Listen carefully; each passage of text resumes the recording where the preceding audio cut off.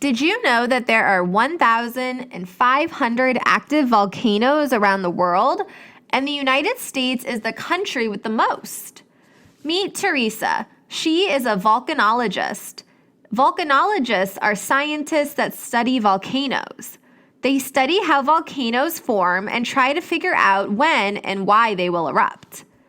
Volcanologists have learned that some earthquakes can actually predict volcanic eruptions.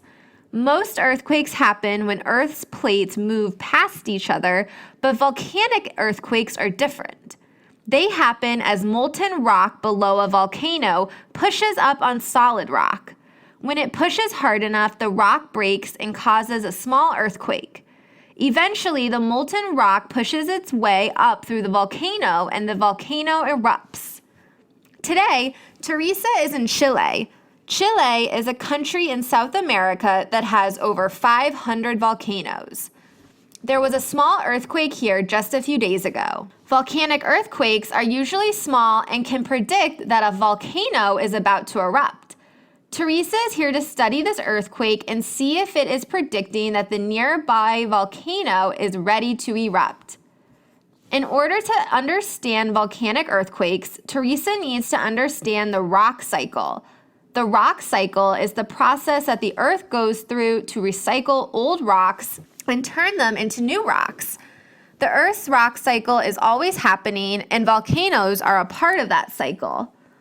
When two of Earth's plates push towards each other, some of the rocks that used to be on Earth's surface get pushed down towards the center.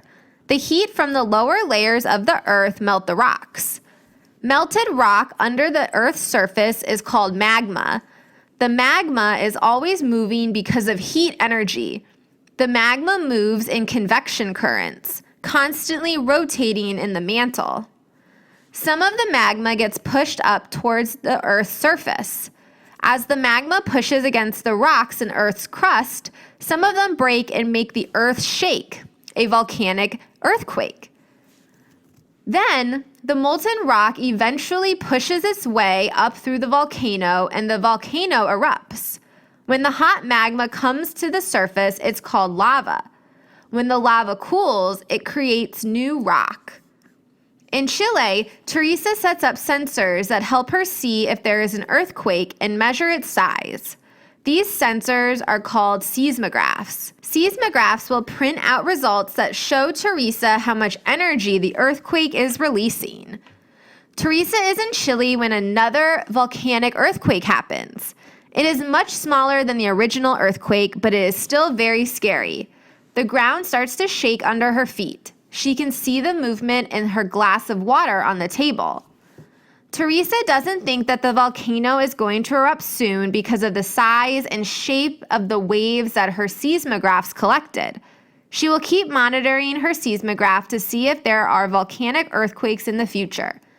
This way, local Chilean people can prepare ahead of time and move to safer areas. Have you ever seen a volcano erupt? It's your turn to think like a volcanologist and see how this happens.